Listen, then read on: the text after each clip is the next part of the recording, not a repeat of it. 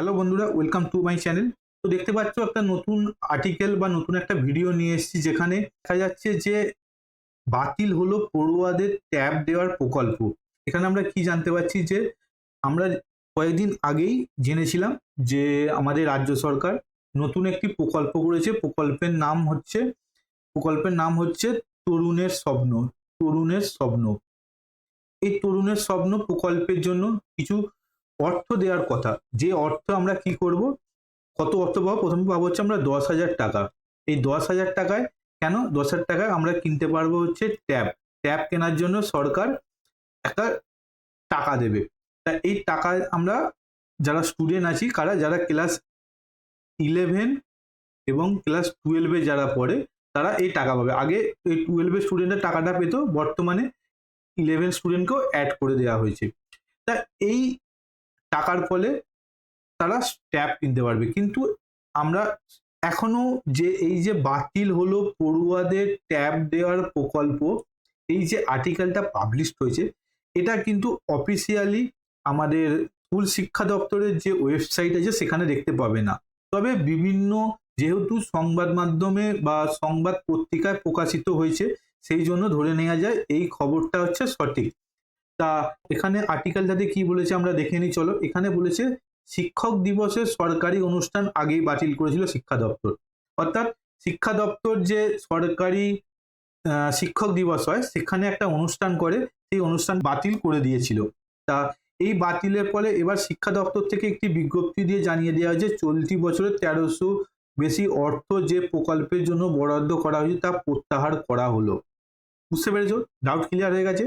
তা এই যে প্রকল্পের জন্য যে টাকাটা দেওয়া হয়েছে তা তুলে নেওয়া হলো, এবং অভিজ্ঞ অধিকারীদের একাংশের মতে এই অর্থ বরাদ্দ করার কথা ছিল একাদশ ও দ্বাদশ পড়ুয়াদের তরুণের স্বপ্ন প্রকল্পের জন্য। যেটা আমি তোমাদের আগেই বললাম, এই যে তরুণের স্বপ্ন যে প্রকল্পের জন্য যে ট্যাব আর স্মার্টফোন দেওয়ার কথা ছিল তা ক্যান্সেল করেছে। তবে এখানে আরেকবার এই কথা বলে দেখো, শিক্ষা দপ্তরে ভালো করে দেখো, শিক্ষা দপ্তরের বিজ্ঞপ্তিতে তরুণের স্বপ্নের কথাটি উল্লেখ নেই। তবে বিকাশ ভবনের এক কর্তা বলেছেন তরুণের স্বপ্ন প্রকল্পের জন্য বরাদ্দ হওয়ার টাকা আপাতত দেওয়া হচ্ছে না, প্রশাসনিক কিছু প্রযুক্তিগত কারণে আপাতত তা স্থগিত করা হয়েছে। তা এখানে প্রশাসনিক আর প্রযুক্তিগত কারণের জন্য স্থগিত, কিন্তু তবে তোমরা এই টাকাটা পাবে। এটা কিন্তু কিন্তু কবে পাবে এটা একটা ডাউট রইলো, ঠিক আছে? তা টাকাটা কিন্তু তোমরা পাবে। তা এই কেন হয়েছে, যেটা বেসিক্যালি আমরা জানি যে ওয়েস্ট বেঙ্গলের এখন একটু পরিস্থিতি একটু ঠিক নয়। তোমরা সকলেই জানো যে এই পরিস্থিতির জন্য মানে সরকারের পক্ষ থেকে যে সমস্ত কর্মসূচি রয়েছে, সেই কিছু কিছু কর্মসূচিকে ক্যান্সেল করা হচ্ছে। তার মধ্যে এই কর্মসূচিটা হচ্ছে একটা অন্যতম প্রধান। বুঝতে পারলে? তা আপাতত তোমাদের আর কোনো ডাউট নেই। তবে তোমরা কিন্তু টাকাটা কিন্তু পাবে। পরে কবে দেওয়া হবে তা জানিয়ে দেওয়া হবে।